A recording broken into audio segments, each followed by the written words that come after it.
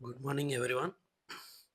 आज हम बात करेंगे क्यूइंग थियरी की। क्यूइंग थियरी के बारे में थोड़ा ब्रीफ नॉलेज मैं आपको दे देता हूँ। उसके बाद हम इसकी अंदर जो दो मॉडल्स आते हैं उसके अंदर कौन सी नोटेशंस हम यूज़ करने वाले हैं उसकी बात हम करेंगे। सबसे पहले क्यूइंग थियरी होती क्या है? क्यूइंग मतलब एक लाइन समझ लो कि सपोज कि आप कुछ चीज़ खरीदने जा रहे हो, वहाँ पे पर्टिकुलर कस्टमर्स की एक लाइन बनी हुई है, ठीक है? जैसे कि फॉर एग्जांपल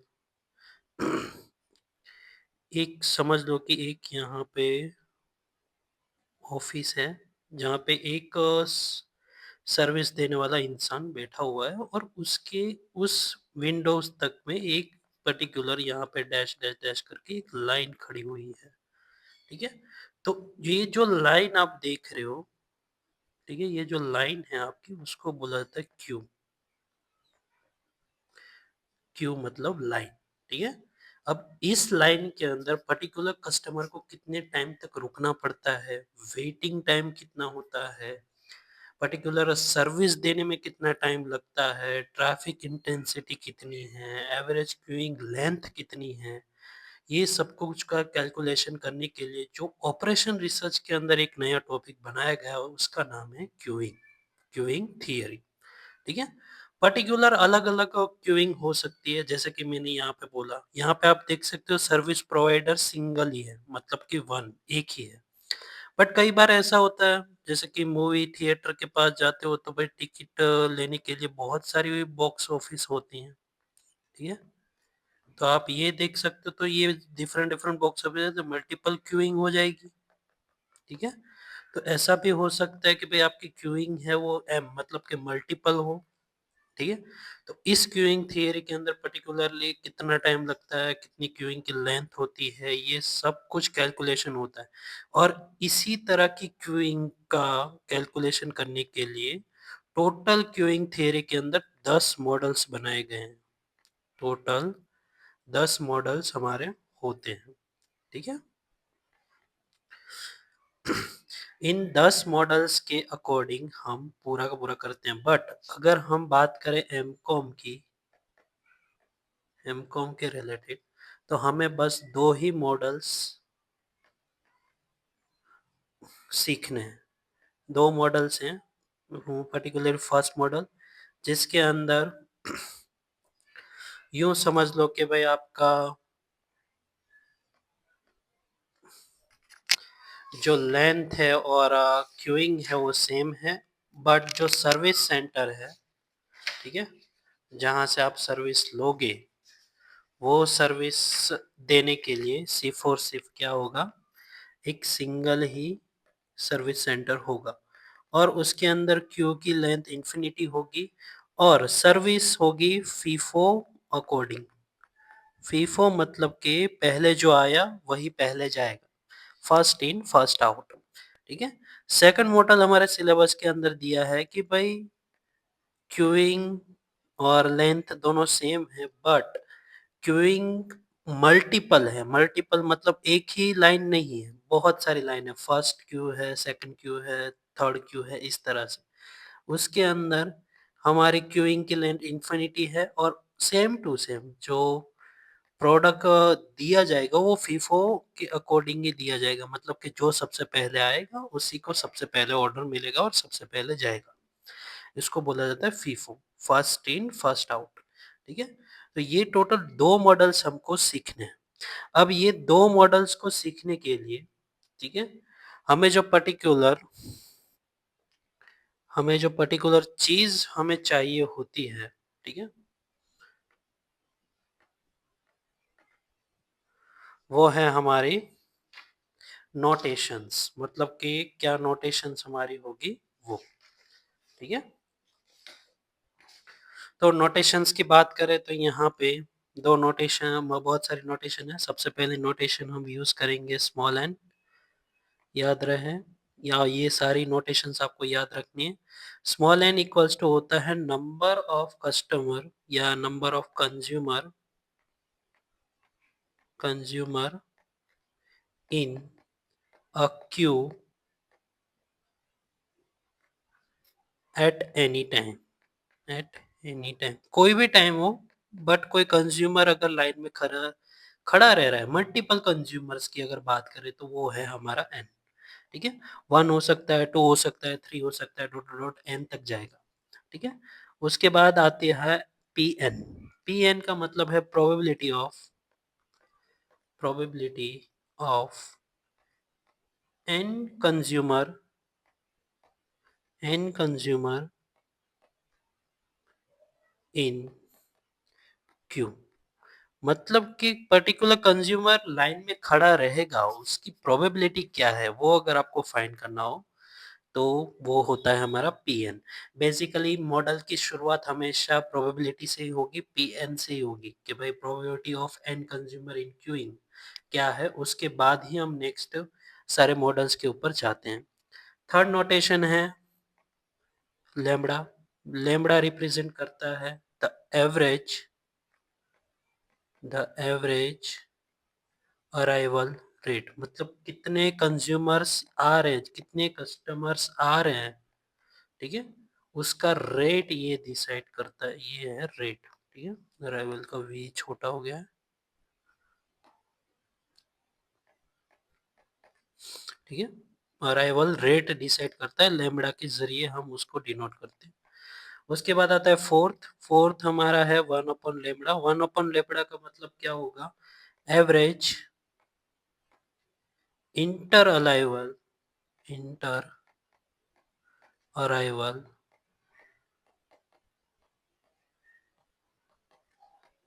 इंटर अलाइव, मतलब कि भाई क्यूइंग बनी हुई है, बट क्यूइंग है तो भी बहुत सारे कस्टमर्स आ रहे हैं कि भाई कोई बात नहीं, लाइन छोटी है, चलो हम वेट कर लेंगे, उसके अकॉर्डिंग जाएंगे। तो वो जो अराइवल होता है उसको बोला जाता है इंटर अलाइव, मतलब लाइन बन चुकी है, बट वो उस पर्टिकुलर टाइम के अकॉर्डिंग कि भाई अगर थोड़ी देर हम वेट करें और हमारी बारी आ जाए तो कोई बात नहीं, हम वेट कर लेंगे, तो उसको बोला जाता है इंटर अराइवल रेट। उसके बाद है फिफ्थ है हमारा म्यू। म्यू रिप्रेजेंट करता है mean of service services, right? कि भाई सर्विस किस तरह से दी जा रही है, उसका मीन क्या है, एवरेज सर्विस क्या है, और इसको बोला जाता है एवरेज ऑफ सर्विस रेट, इसको इस तरह से भी डिनोट किया जाता है। उसके बाद सिक्स नोटेशन हमारी बनती है 1/म्यू। 1/म्यू का मतलब है एवरेज सर्विस टाइम। एवरेज दे मतलब सर्विस देने में टाइम कितना लगता है, average of service. Particular service है, जैसे कि आइसक्रीम है, वो सर्व करना पड़ता है, ठीक है? वो सर्व करने में टाइम कितना लग रहा है, जैसे कि कोई पेट्रोल पंप हो गया, पेट्रोल पंप पे भी गाड़ी की लाइन तो लगती है अगर बिजी पेट्रोल पंप हुआ तो पर्टिकुलर पेट्रोल भरने में पर्टिकुलर टाइम कितना लगता है, तो वो भी काउंट होता है, तो उसको 1/म्यू से डिनोट किया जाता है। पर्टिकुलर पेट्रोल पंप में पेट्रोल देने की सर्विस हो जा रही है, तो वो उसकी अगर एवरेज फाइंड करो तो वो हो जाता है हमारा म्यू, ठीक है? इस तरह से डिफरेंट डिफरेंट नोटेशंस दी गई है। उसके बाद सातवीं नोटेशन हमारी बनती है रो। इसको बोला जाता है रो। रो रिप्रेजेंट करता है ट्रैफिक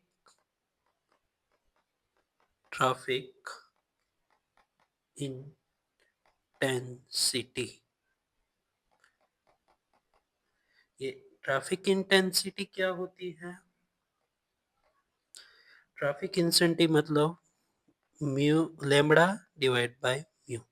ट्रैफिक इंटेंसिटी मतलब यूं समझ लो कि भाई ट्रैफिक ऑन एवरेज रहती कितनी है, पर्टिकुलर पेट्रोल पंप है, कोई रेस्टोरेंट है, मैकडोनल्ड्स ले लो, डोमिनोज ले लो, पर्टिकुलर जहाँ पे पॉपुलेशन बहुत ज्यादा वार्स है, मतलब बहुत ज्यादा है, उस एरिया के अंदर पर्टिकुलर पेट्रोल पंप पे कितनी ट्रैफिक रहती है कि भाई बहुत ज्यादा ट्रैफिक है, कई बार ट्रैफिक के कारण भी क्यूइंग कम हो जाती है, क्योंकि बहुत सारे होटल्स में अगर आप जाते हो तो देखते हो कि भाई बहुत ज़्यादा वेटिंग टाइम है, तो ऑब्वियसली जो सबसे लास्ट में आ रहे हैं वो इंसान क्या होते हैं, चले जाते हैं कहीं और दूसरा रेस्टोरेंट ढूँढना शुरू कर देते हैं। तो ये सब कुछ भी कैलकुलेशन होता है जिसमें ट्रैफिक इंटेंसिटी भी कैलकुलेशन में ली जाती है, जो हमें रो के ज़रिए डिनोट किया जाता है।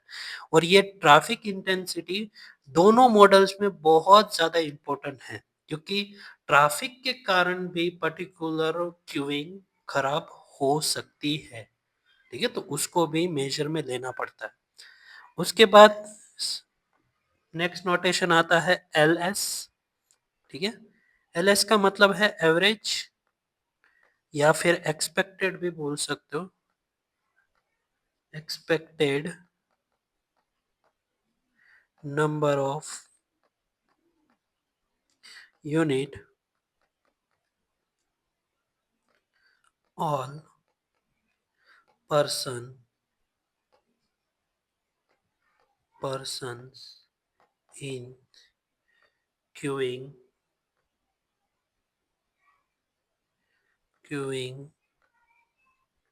system।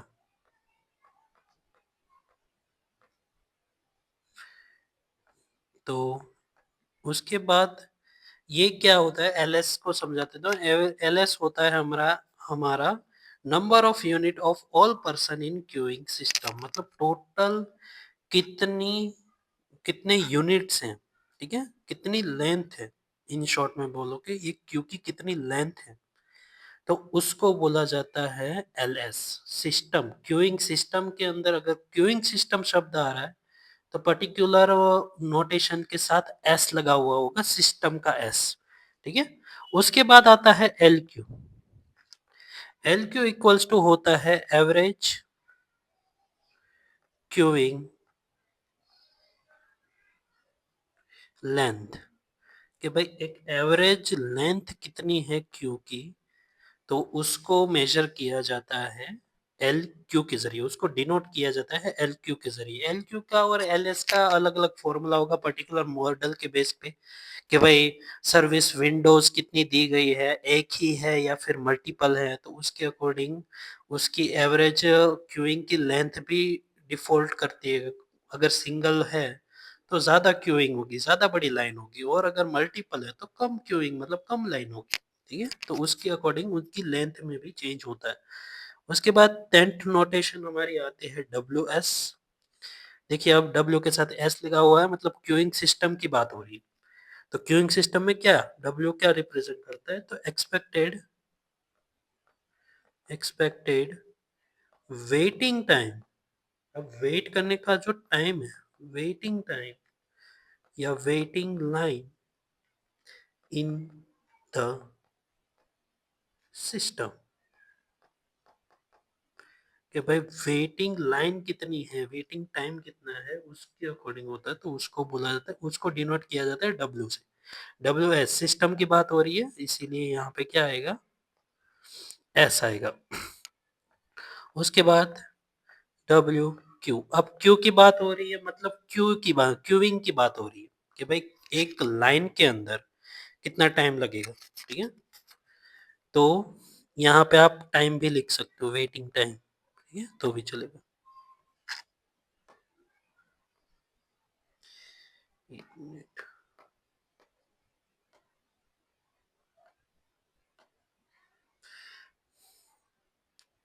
वेटिंग टाइम, ठीक है। उसके बाद नीचे आएगा एक्सपेक्टेड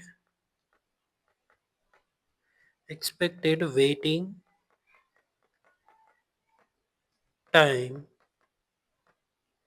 इन। अब क्यू है तो क्या होगा, क्यूइंग। क्यू के अंदर मतलब एक लाइन के अंदर कितनी देर हमें वेट करनी पड़ेगी, उसकी बात यहाँ पे हो रही है। अब के बाद के जो दो नोटेशंस हैं वो आप इसके अगर क्यूइंग थ्योरी के बहुत ज्यादा एग्जांपल्स अगर आप सॉल्व करोगे तो उसके अंदर बहुत ज्यादा बार देखने को मिलेगा। एक नोटेशन है, ये है W divide by W greater than 0। अब इसका मतलब क्या होता है कि भाई expected waiting expected waiting time of a consumer consumer who has who has to wait, who has to wait, मतलब जो वेट उसको करना ही पड़ेगा। कोई कस्टमर ऐसे भी होते हैं कि भाई कितनी भी बड़ी लाइन क्यों ना हो जाए, ठीक है, उसको पर्टिकुलर प्रोडक्ट चाहिए ही चाहिए, तो वो कितनी भी बड़ी लाइन होगी वो वेट तो करेगा, ठीक है। तो उसका एक्सपेक्टेड टाइम फाइंड करने के लिए, ठीक है, उसके बाद है एल डिवाइड बाय एल। अब ये एल से हो रहा है तो एक्सपेक्टेड लेंथ ही होंगी, ठीक है, expected length, expected length of non-empty non-empty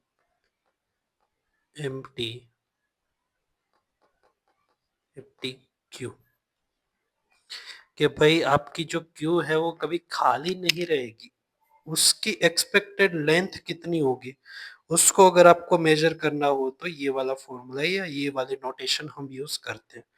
particularly कई बार 2 मार्क्स के एग्जांपल के अंदर ये डायरेक्ट नोटेशन दी जाती है ताकि कंफ्यूज हो जाते हो, अगर आपको ये नोटेशंस पता नहीं होगी सारी तो आपको कंफ्यूजन होगा ही, ठीक है।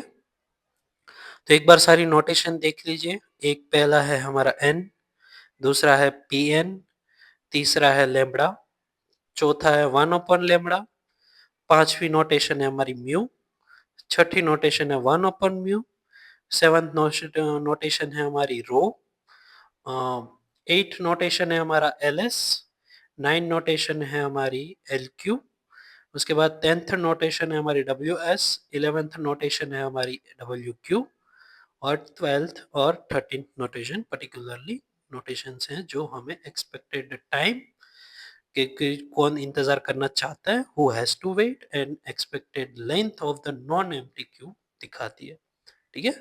तो ये पर्टिकुलरली मेन नोटेशन है जो हम पर्टिकुलरली जो अब मॉडल सॉल्व करेंगे उसके अंदर हम यूज करेंगे, ठीक है। तो नेक्स्ट लेक्चर के अंदर हम क्यूइंग का पूरा मॉडल नंबर 1 कंप्लीट करेंगे, उसके बाद के लेक्चर में हम पूरा का पूरा मॉडल नंबर 2